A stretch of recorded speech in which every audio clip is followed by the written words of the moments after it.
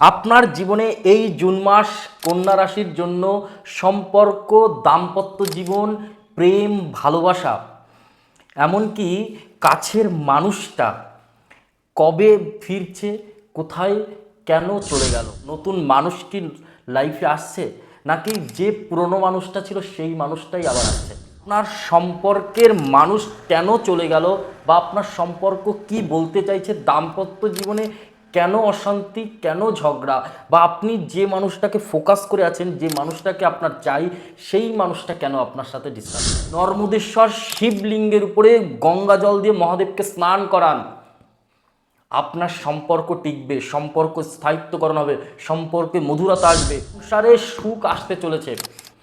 আপনার জীবনের বড় ভূমিকা এখান থেকে কিন্তু পরিবর্তন হতে চলেছে।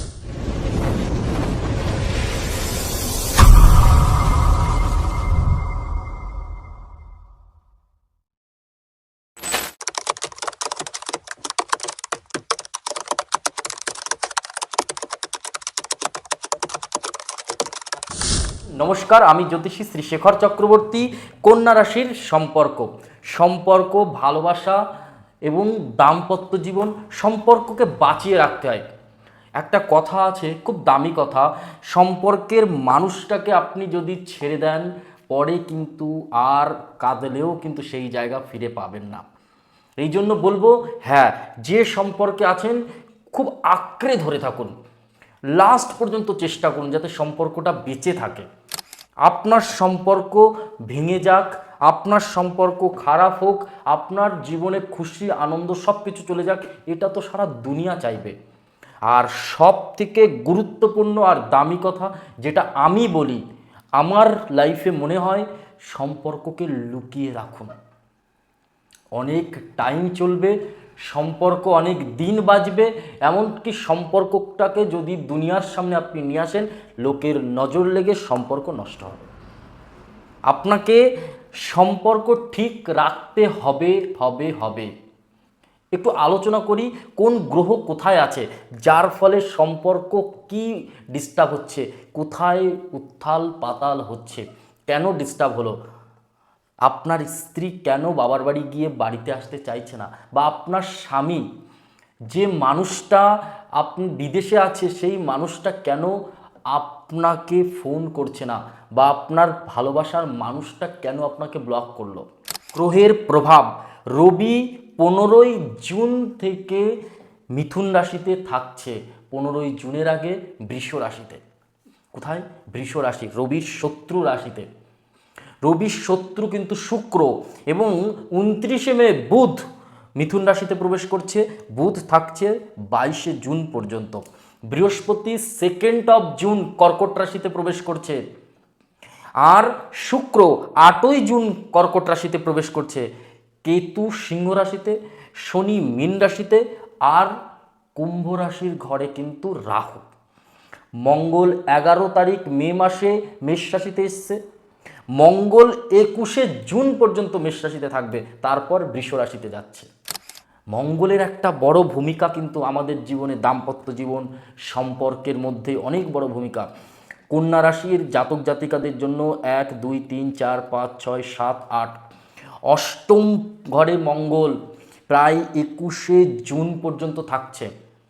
অষ্টম ঘরে মাঙ্গলিক প্রভাব হয়, জানেন তো আপনি। লগ্নে চতুর্থে, সপ্তম, অষ্টম আর 12 নম্বর ঘরে মঙ্গল থাকলে তার কিন্তু এই ভাবগুলোতে মঙ্গল থাকলে মাঙ্গলিক প্রভাব দেয়, মাঙ্গলিক দাম্পত্য জীবনটাকে নষ্ট করে, দাম্পত্য জীবনের মধ্যে টানাপোড়েন দেয়, উত্থান পতন করে। তো সেক্ষেত্রে দাঁড়িয়ে আমি বলবো, মঙ্গলের ভূমিকা আপনার জন্য, কন্যা রাশির জন্য, মঙ্গল আপনার বুধের শত্রু। মঙ্গলের একটাই শত্রু, সেটা হচ্ছে বুধ। মঙ্গল যদি কাউকে শত্রু মনে করে থাকে, সেটা হচ্ছে বুধকে শত্রু মনে করে। নিজের বুদ্ধির ভুলে ক্ষতির আশঙ্কা, কথা হিসাব করে বলতে হবে এই সময়। একটা ভুল কথা, একটা ভুল পদক্ষেপ, ফুল ডিসিশন আপনাকে ক্ষতি করবে। একটু নিজের থেকে ট্রাই করুন। সম্পর্কের মানুষটা, যে মানুষটা আপনাকে ছেড়ে গেছিল, সেই মানুষটা ফেরার যোগ কিন্তু আমি দেখতে পাচ্ছি এই জুন মাসে। আপনি বলতে পারেন, দাদা আপনি তো সব সময় ভালো কথাটাই বলেন, ভালো হওয়ার যোগ দেখতে পাচ্ছি, কেন আপনার সাথে ভালো হচ্ছে না? এটা একটা বড় ভূমিকা, বড় জানার বিষয়।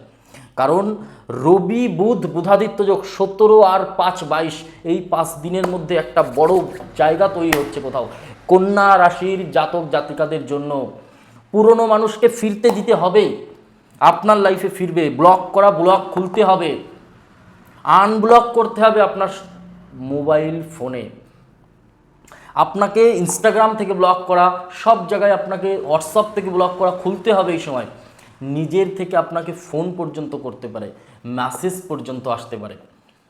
আর সম্পর্ককে বাঁচিয়ে রাখুন, সম্পর্ক টিকিয়ে রাখুন। পুরনো সম্পর্ক ফিরলে একটুখানি লুকিয়ে রাখুন, দুনিয়ার সামনে আনবেন না, তাহলে কিন্তু সম্পর্ক নষ্ট হবে। আপনার সম্পর্ক যাতে নষ্ট না হয় আমি সেই প্রতিকার কিন্তু দেব।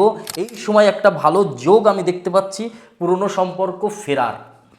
নতুন সম্পর্কে যেতে পারবেন, শুক্রের প্রভাব, বৃহস্পতির প্রভাব ভালো ভালো ফল দিতে চলেছে। কন্যা রাশির 4র্থ ঘরে স্ত্রী গৃহে প্রবেশ করবে। কোনো ছোটোখাটো অশান্তি, ঝগড়া, গণ্ডগোল বা কাছের মানুষটা যে ছেড়ে গেছিল, বৃহস্পতি উচ্চস্থ হচ্ছে। 4র্থপতি, 4র্থ ঘর থেকে আমরা ঘর দেখি, গৃহ দেখি, তাহলে ঘরে থাকা মানুষগুলোও কিন্তু সেই 4র্থ ঘরের মধ্যে পড়ছে। এখানে দাঁড়িয়ে আমি বলবো কন্যা রাশির জাতক জাতিকাদের জন্য সংসারে সুখ আসতে চলেছে। আপনার জীবনের বড় ভূমিকা এখান থেকে কিন্তু পরিবর্তন হতে চলেছে। আপনি ফলো করবেন, খেয়াল করবেন। আমি বলবো এই সময় একটুখানি নিজের চেষ্টাও করুন, আর সম্পর্ক বাঁচিয়ে রাখতে হবে। ভিডিওর লাস্ট পর্যন্ত দেখুন, একটা প্রতিকার আমি দেব, বিশেষ করে কন্যা রাশির জাতক জাতিকাদের বৃহস্পতির প্রভাব যাতে আপনার সুখ শান্তি সমৃদ্ধিতে বজায় থাকে। বিষ্ণু সহস্র নাম শুনুন কন্যা রাশির জাতক জাতিকাদের, আমি বলছি বিষ্ণুর সহস্র নাম শুনুন। আপনি নর্মদেশ্বর শিবলিঙ্গের উপরে গঙ্গা জল দিয়ে মহাদেবকে স্নান করান, আপনার সম্পর্ক টিকবে, সম্পর্ক স্থায়িত্বকরণ হবে, সম্পর্কে মধুরতা আসবে। কাছের বন্ধু কোথাও সম্পর্কের মানুষে পরিণত হবে, কোথাও আপনার সম্পর্ক এই সময় স্থায়িত্বকরণ পাবে। দাম্পত্য জীবন যে অশান্তিময় বা যে ঝুট ঝামেলার মধ্যে দিয়ে আপনি যাচ্ছিলেন, জুন মাসে কোথাও একটা স্বস্তির নিঃশ্বাস আপনি পাবেন। খুব ভালো হবে সম্পর্ক এই সময়, খুব ভালো হওয়ার যোগ কিন্তু দেখতে পাচ্ছি। অনেকগুলো দিন হবে, অনেকগুলো দিন। আমি তো জুন মাস নিয়ে আলোচনা করছি, তো জুন মাস নিয়ে বলছি, বাট আপনার লাইফে অনেকগুলো দিন সম্পর্ক ঠিক হওয়া মানে অনেকগুলো দিন কিন্তু স্থায়িত্বকরণ থাকবে। বৃহস্পতি 31শে অক্টোবর পর্যন্ত থাকছে কর্কট রাশিতে উচ্চস্থ। অনেকগুলো দিন, অনেকগুলো দিন আনন্দ করুন। খুব ভালো প্রভাব পড়বে কন্যা রাশির জাতক জাতিকাদের জন্য। এবং কন্যা রাশির দ্বাদশ ঘরে কেতু বসে রয়েছে। দ্বাদশ ঘর থেকে কিছু মানুষের কারণে সম্পর্কর মধ্যে কোথাও জটিলতা তৈরি হয়েছে। ওই বাড়ির মানুষ, ওখান থেকে হয়েছে সমস্যা। দাম্পত্য জীবন খুব ভালো, প্রেমের জায়গা, নতুন করে যে মানুষটা আপনার লাইফে আসবে সেই মানুষটার সাথে আপনার সম্পর্ক খুব ভালো জায়গায় দাঁড়াবে, এমনকি বিবাহে পরিণত হবে। এই সময় বিয়ের যোগও আমি দেখতে পাচ্ছি। অবিবাহিতদের জন্য কিন্তু ভালো অপরচুনিটি, এবং বিবাহিত জীবন সম্পর্ক মধুরতা হবে। এই ছিল কন্যা রাশির প্রেম রাশিফল। ভিডিওটা ভালো লাগলে অবশ্যই লাইক, কমেন্ট আর একটু শেয়ার করবেন। ভিডিওটা কোথা থেকে দেখছেন কমেন্ট করে বলতে ভুলবেন না। সবাই ভালো থাকুন, সুস্থ থাকুন। নমস্কার, জয় মা কালী, জয় বাবা লোকনাথ। সবাই ভালো থাকুন।